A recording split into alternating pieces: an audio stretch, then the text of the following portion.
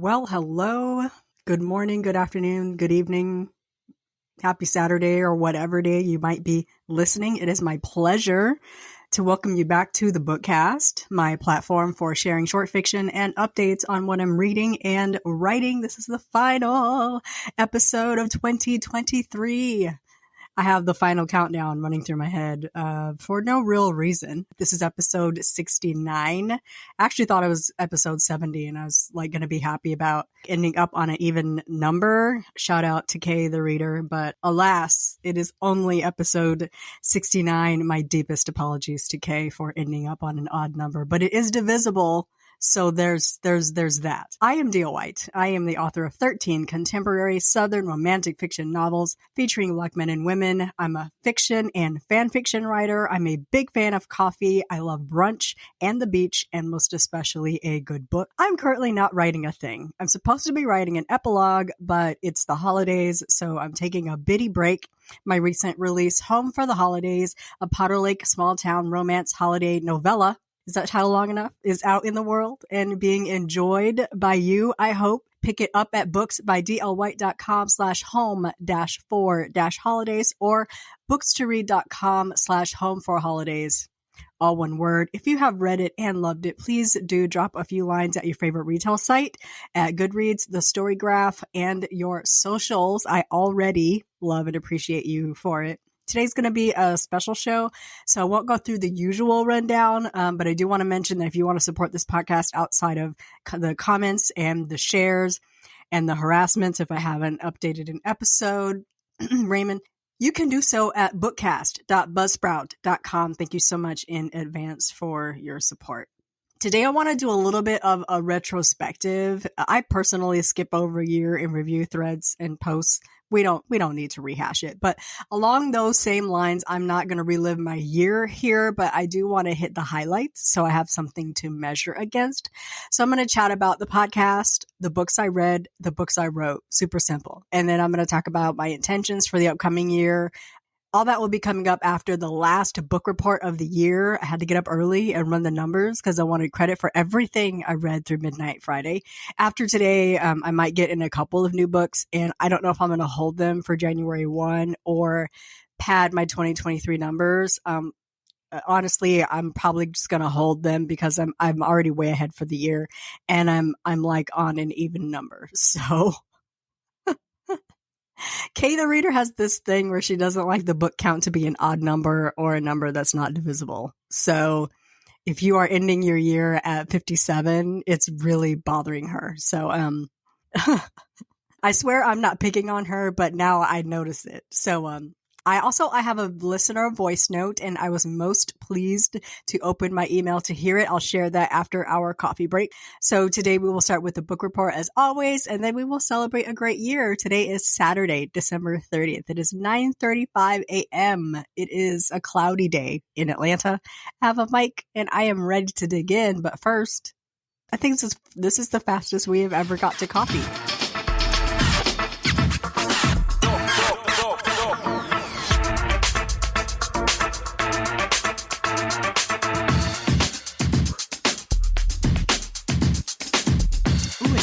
It's hot today. It's hot. So this week on the blog, I asked my audience to drop in with a voice note or a comment for this last show. I knew I should have done it earlier. I did not get very many responses, but I just could not get my mess together. I did receive one voice note, and I am so excited to have this voice on my podcast, if only for 90 seconds. I'll be back after the jump. Hello, D.L. White. This is Robert Justice, and let me begin first by saying we love your podcast. To have a fellow writer speak honestly and openly about the writing life, and sometimes the best episodes are when you're just shooting from the hip. It is refreshing and helpful to all of us. So thank you for the work that you put into this podcast. My question is simple. It just has to do with genre. You are mostly known for your romance writing. And I'm wondering, do you see that long term? Are you a romance writer for life or a romance writer for now? Do you ever see yourself switching genres or becoming as prolific in other genres as you are with romance? All right. Thanks for all you do. Take care. Bye. That was the voice of Robert Justice, who I love and adore. Robert Justice is an author, a podcast host, and an advocate for the wrongfully convicted.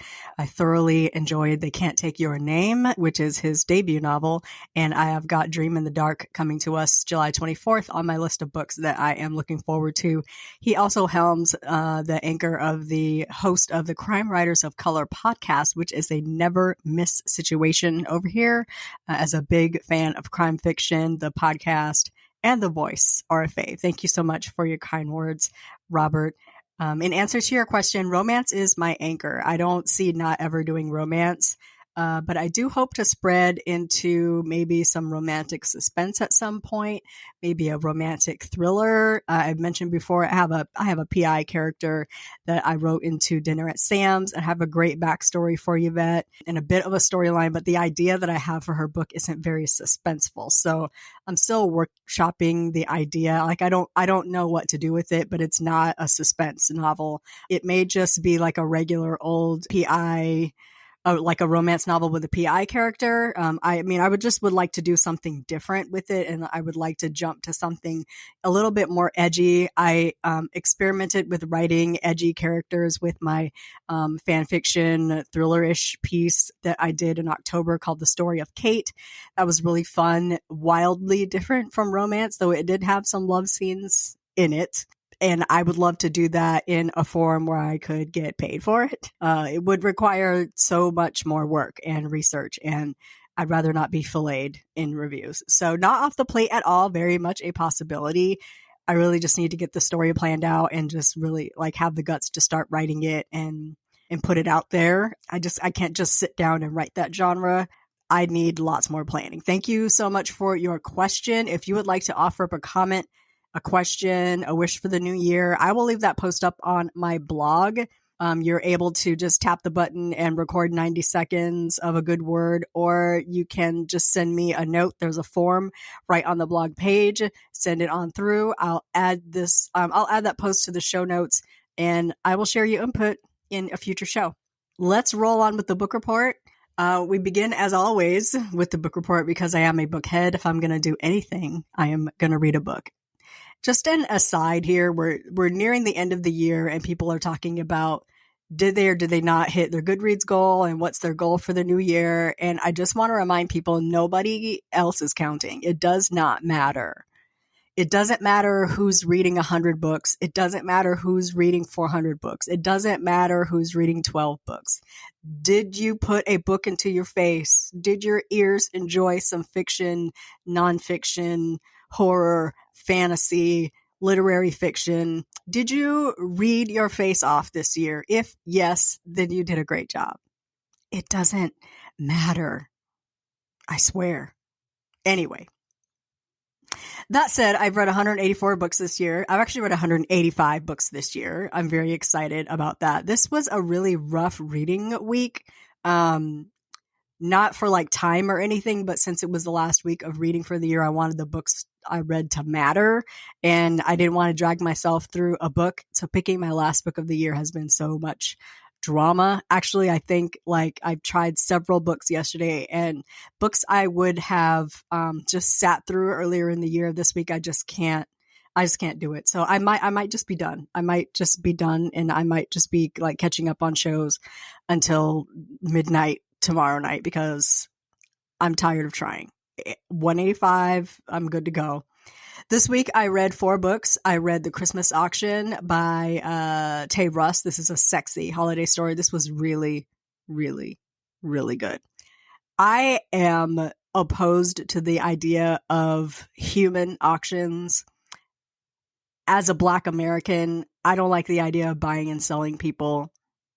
Setting that aside, this was a excellent story. Tay put her foot into this book.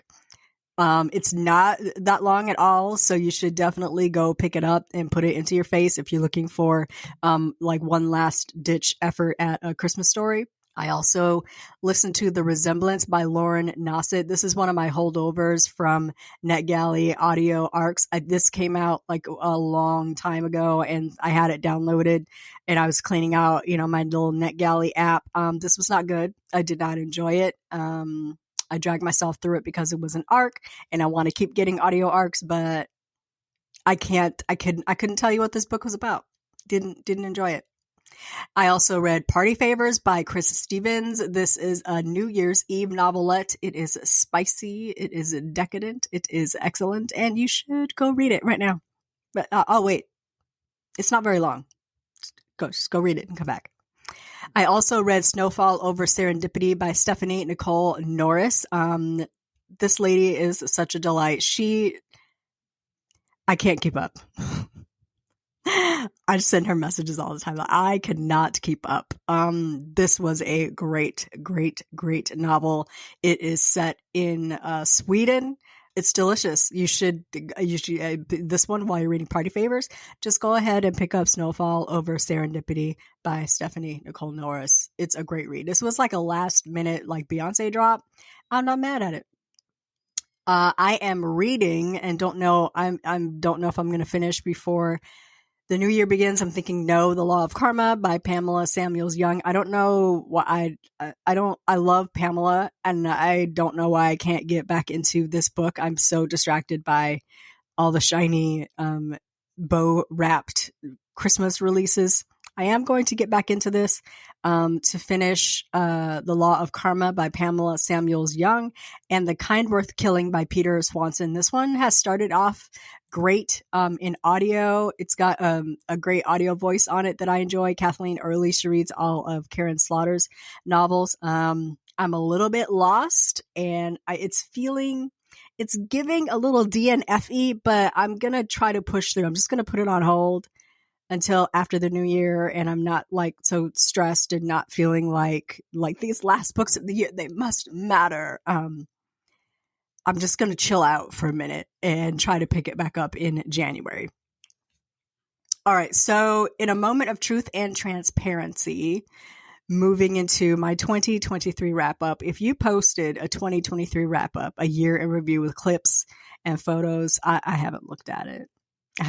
One thing about me, I keep a podcast and reading, watching schedule. Like I know who posts when. I got my days all mapped out. Like Tuesday and Wednesday are big podcast listening days for me. So I try not to plan a whole much because I know like, especially on Wednesdays, I got to get up.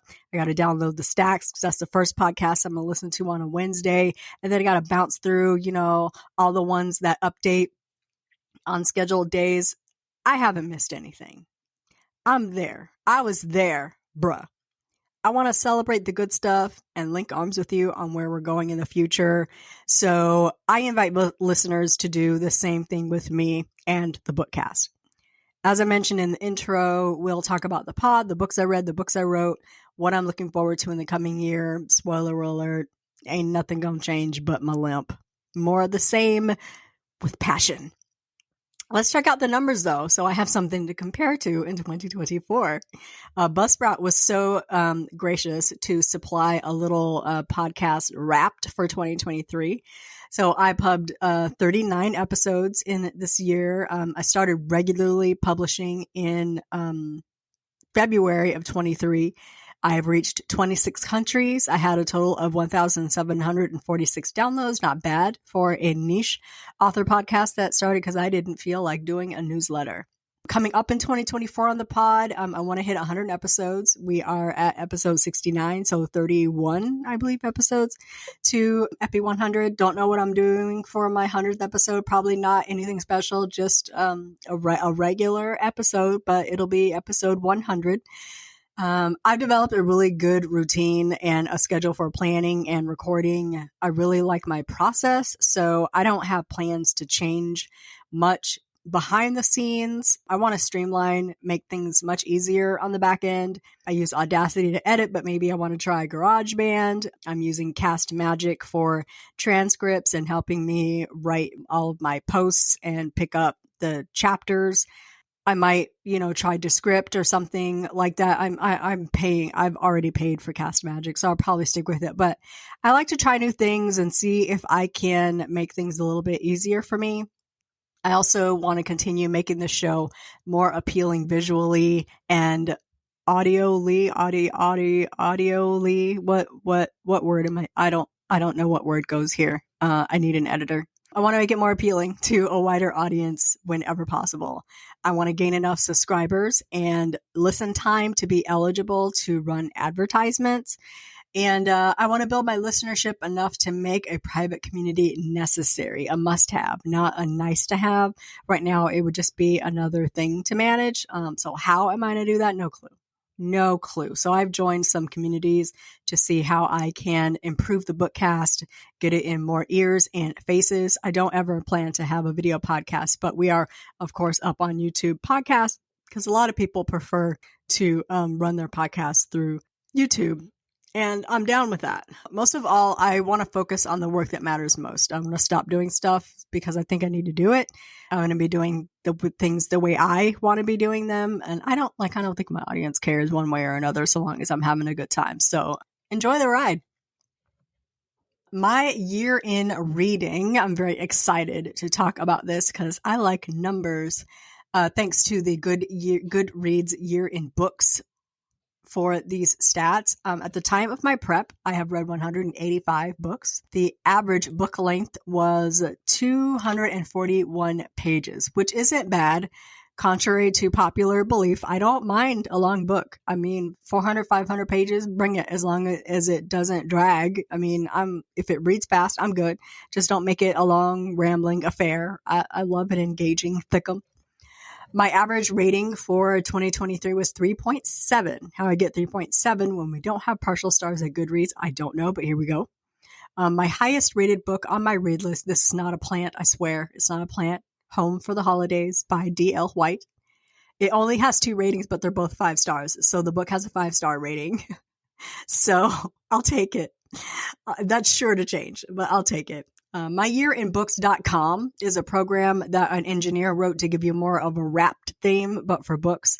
So I plugged in my Goodreads URL and it said my top genres were mystery / thriller and romance, which is not a surprise at all. Those are my mains. My top author this year was Robert Dugoni. Not a surprise. I read 13 books by this author, making me in the top 5% of fans. Maybe, allegedly.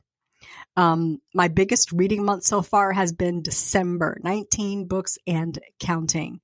And lastly, my 5-star reads of this year were His Favorite Graves by Paul Cleave. I absolutely love Paul Cleave.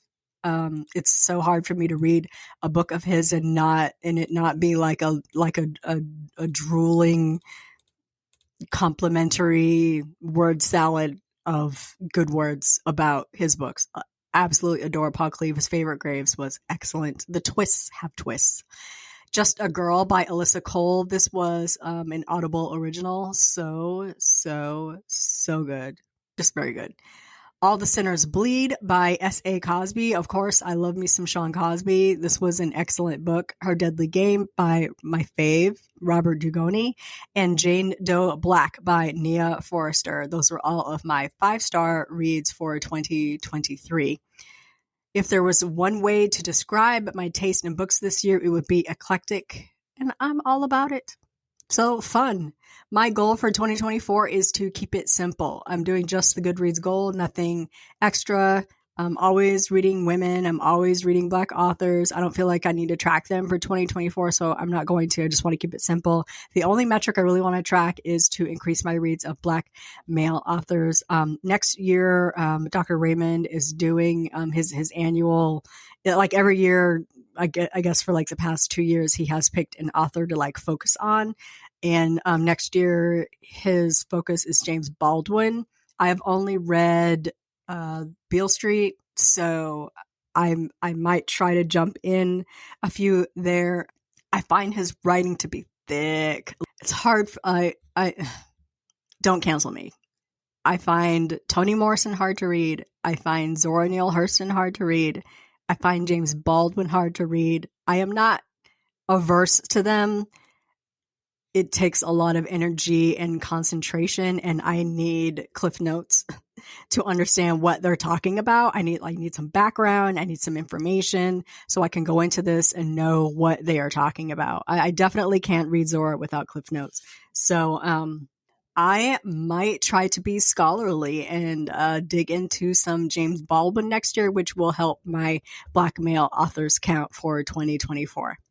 All right. Let's talk about my year in writing and how it was such a joy to get back to writing this year. I jumped back into the pool December of 2022 after 2 long years of burnout and writing nothing. So yearly, my goal is always 2 and a possible, 2 full length and a short, a fanfic, I don't know, a poem, whatever, but 2 and a possible is usually my annual goal. I don't like to get fancier than that because my brain cells can't handle too many conditions. 2 full length plus something else, a fanfic, a short, whatever else happens is gravy. This year I wrote and released Elysium, 65,000 words-ish. I would have to look it up for the exact numbers, but Elysium was about, I think it was more like 69,000, but we're going to say 65. Home for the Holidays was 37,000 words. I also wrote a fanfic novella titled The Story of Kate that was 53,000 words about a woman that suffers from erotomania, or the belief that a person, most times a celebrity, is in love with them. If you would like to read that, it's, my first venture into something that's not romance. It is also fan fiction. But if you like and know and sync and JC Chaussee, you might enjoy it. Also, if you ever read All I Want to Do, which was like my fan fiction magnum opus, it was like my first really long novel length fan fiction story. It picks up where All I Want to Do leaves off, but I don't think it's necessary to read that to really get the gist of the story.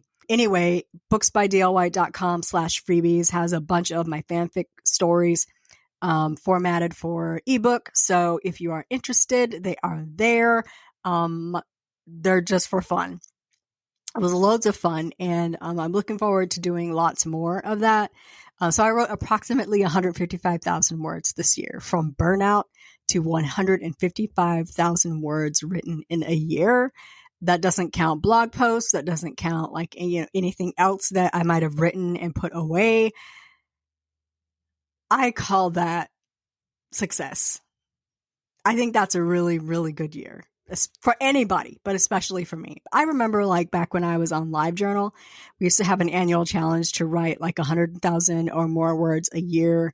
I remember trying to jump back in years later, after I left LiveJournal, and then I tried to come back, but it wasn't the same. And I cannot remember the name of the challenge, but, and I've thought about bringing it back, but I feel like that's just too much. Putting a number on it is just too much pressure.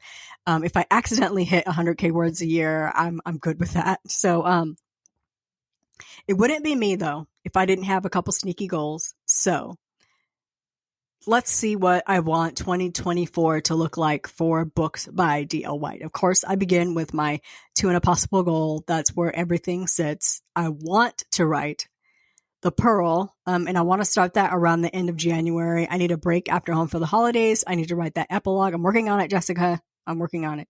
But in order to have a book I can push in the summer, I need to start it in January. This is what I learned from releasing Elysium too late in the year, right? So the goal is to be mostly done and do the final push during the 20K in 5 days March challenge with the Word Makers. Still I Rise will come in the fall, which always seems to be the perfect time for a Powder Lake book. I don't know why I don't write them with spring or summer themes, but Powder Lake books are fall books for me. I want to work on the romantic suspense-ish idea, or the PI romance novel. What are we calling that? There's a Sisters trilogy that pops up in my mind every so often. I really would like to get started on it. I do already have it planned out. It's just getting started is, getting started and actually writing it. That's the thing. And I, of course, want to write a few short fanfic pieces for challenges that we run at the archive. We'll see where I get with extra projects, but that's currently what's keeping me awake at night. I want to lean into writing what brings me joy. I don't want to drag myself through projects. This is not my job. I do this for fun and spending money. It, of course, needs to support itself, but I work a full-time job that pays like benefits and 401k and pension and whatnot. That's where all my energy goes. I save energy for writing. This should be fun. Want to force myself to relax. I want to be able to write shorter, more fun, less involved work. Not everything has to have like a big moral lesson. Not everything has to be 50,000 words. So, I would love to write some shorts and some serials. I would like to try Kindle Vella, but I don't like the idea. The exclusivity thing really chaps my hide. But I think like after your story is done in Vella, I think you can then release it wide. I need to confirm that. But if so, that could work. That could work. But I would really like to like do something serial. I think that would be fun. Publishing wise, I want to build up my sales so that Shopify and Book Vault are a necessity. Right now, I'm using PayHip and hand shipping books. Shopify is great. Like if you follow an author, they're probably using Shopify. If they're selling books direct, I'm using PayHip, which is fine. It's free. They take a percentage out the back end. Shopify is like $39 a month. And right now, my sales don't support a $39 hit to the cost column. It's super tempting though. It is super, super tempting. Shopify just runs a whole lot simpler than PayHip. You know, like I can afford the monthly hit, but I don't want to. Sales don't support an additional cost. So I would like to build up my sales to a point where Shopify makes sense. Book Vault is a spot where I could sell my books direct, but I don't have to have them here at the house. It would mean that I don't sell autographed copies anymore. But I'm looking at 2 stacks of books here that just sit here month after month. I'm going to run a paperback sale in January to try to get rid of these books in my house. And then I want to stop stocking books at home because I don't need them. And then like if you want an autographed copy, we can arrange that, especially if you're local. But I don't want to stock books at home anymore, I don't think. But that's probably a long ways off. I need sales to be able to support that. And I want to continue leveling up on my work. I've been using an editor for the last 2 books, which is much less frightening than I thought it would be. Full disclosure, I was not using an editor before. I had a beta that was intense and Pro Writing Aid. I had nightmares of getting my work back covered in red marks, but the relationship that I have with my current editor is more of a partnership. Let's us do what we can to make this pretty. So I really, appreciated being able to level up my work, present material that is error-free. If you find an error, they're all mine. And using pre-made pro covers and professional wrap covers for my print editions so that I'm proud for my books to stand next to those trad pub books that are out there. Audio remains a long ways off. I don't have the funds. AI narration is not a possibility for me. Not only am I opposed to it, but the voices don't sound right. I'm not charging readers for what they can get for free if Alexa reads it out loud. I toyed again with recording myself, but I wore myself out just recording 2 chapters of Home for the Holidays. So I don't think it's a possibility for me. If audio was affordable, it would definitely be an option, but it just isn't. I don't have the money. I would have to go into debt, and there's not any guarantee that I would earn out the cost of recording those. I want to continue to observe the markets and pull books from markets that aren't serving me. In 2024, I'm probably going to be pulling ebooks from Everand and pushing readers toward Kobo Plus because the subscription model is more beneficial to not only readers, but me as an author. I'm tempted to pull audio as well because they like to play games about what's available. All of my books are never available at the same time on Everand. Despite all of them being eligible, they're always available on Kobo Plus. If you are a member of Kobo Plus, all of my audiobooks are there. If you have the Read Plus Listen package, which I think is $11 a month, you can read or listen to all of my audiobooks. So it's like like I have Kindle Unlimited, but you only get audio included when that author is like signed to an Amazon imprint. That's the only time you get the ebook and the audiobook for the Kindle Unlimited price, which is well worth it for me because apparently I read a lot of authors who are on the Amazon imprint. But for your average reader, it's probably not worth it. But I feel like Kobo Plus is worth it. I actually canceled my Kobo Plus subscription because there's not any Black authors there. There's not really very many of us there. And until we build that up, I'm not reading or listening there. So I don't want to keep spending that money there. I want to continue selling direct first and then dropping to retail stores. That's working really well. Home for the Holidays had a really nice immediate push as a website exclusive. I think it was a website exclusive for like 3 or 4 days. I'm an impatient person, so I would really like to wait longer to put it up at retail this time of year. Once direct sales started slowing down, I got antsy and I wanted to put it up on Amazon at least because outside of direct, that's my largest retail platform. When people get readers as e-gifts, I want my books out there. I want my book easily available to add to your device for reading. So I have put that up at the retailers and it should be distributed to all of the major retailers: Amazon, Barnes & Noble, Amazon, slow down, deal. Amazon, Barnes & Noble, Nook, the Kobo Reader, Google Play, Apple Books, should all be out there. Should also probably... Home for the Holidays, I did not put it on Everand, but it is on Kobo Plus. So it's out there. I want to continue participating in events like All Black Book Affair and Stuff Your E-Readers, although I have a tiny, tiny, tiny little rant. A tiny little rant. Come close. Come very, very close. Readers are getting entitled. The more often we do these, the more entitled readers are getting. And it's starting to tick me off.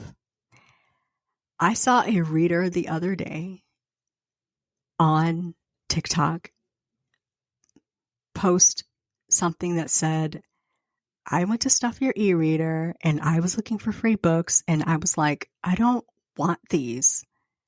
I guess she thought she was going to get free books by like Nora Roberts, J.D. Robb, Stephen King. What part of Stuff Your E-Reader tells you that you're going to actually get like free books from big authors? Like she thought she was going to get free books. She's like, this person was bragging that she got like 100 and some free books from Stuff Your E-Reader. And I was just reading through these and I don't want these. It took everything in me to just scroll right past. Listen, these are independently published authors putting their books out there for free for you to read. My book has been free for a month. That is over 1,000. I think I have given out like 1,200 copies of Hey Lover. That is 1,200 free books I have given out for readers to act entitled.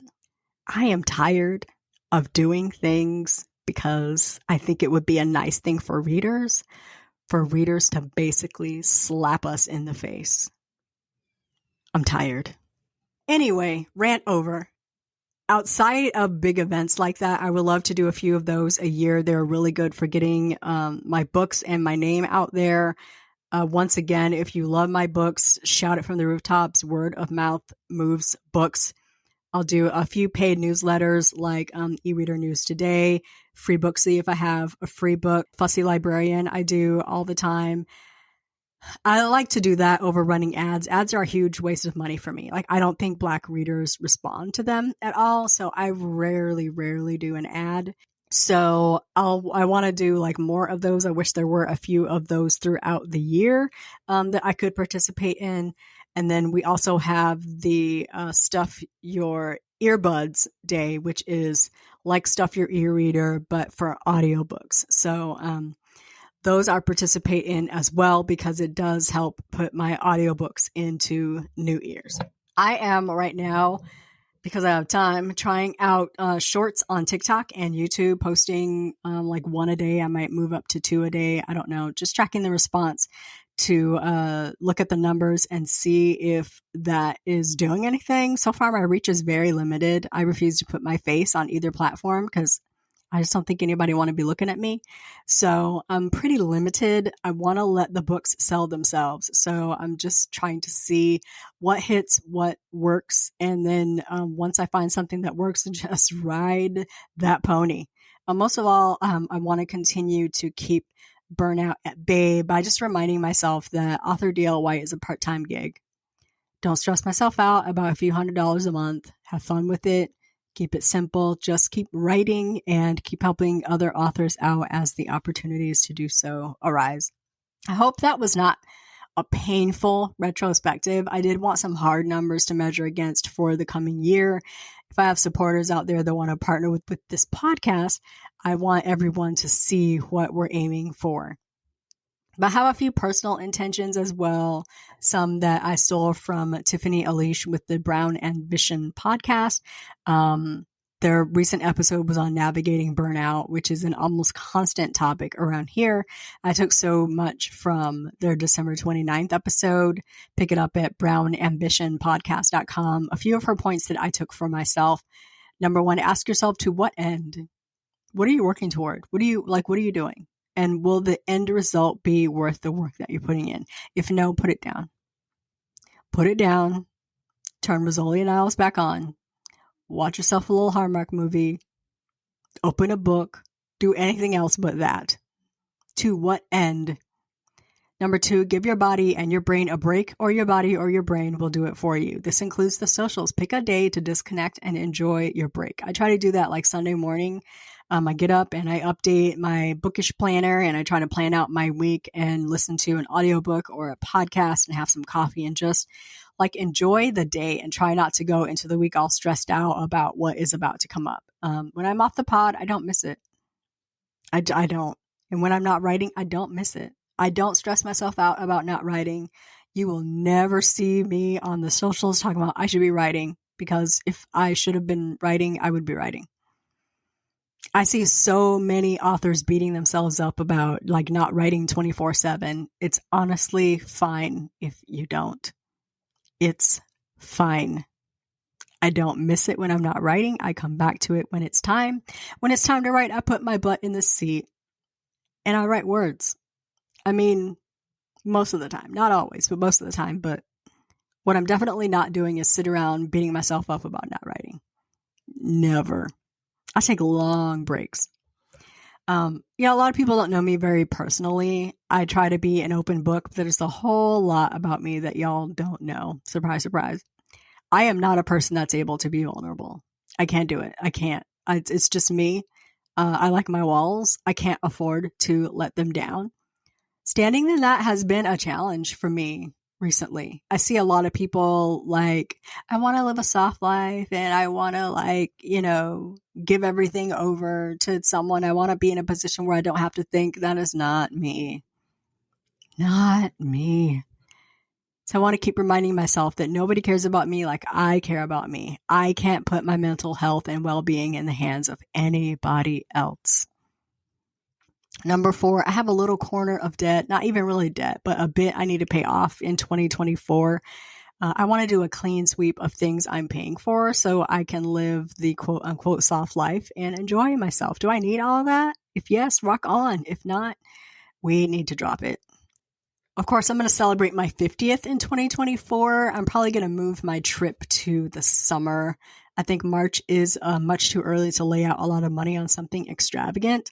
So a lot of people from my job will be attending the Summer Olympics in Paris, which I'm not going, but I think it's a perfect time to plan a personal trip because there will be nobody in the building. So I'm very excited about that. I don't want to break my back so that others can be okay. If others would let me drown so their face can see the sun, I don't want that person or connection anywhere in my sphere. I don't want them influencing me. I don't want them looking at me. I don't want to know they exist. Stop breaking your back so that others can be okay. Number 7, I'm really good at relaxing. I'm really good at it. I am not so good at not calling myself lazy for relaxing or taking a break. I do a lot. I work hard. I do a great job. I write books. I publish myself. I produce this podcast. I do all my own self-promo, everything. Honestly, I get up. I spend hours on book stuff. And then I relax. I make myself available when people ask for my wisdom.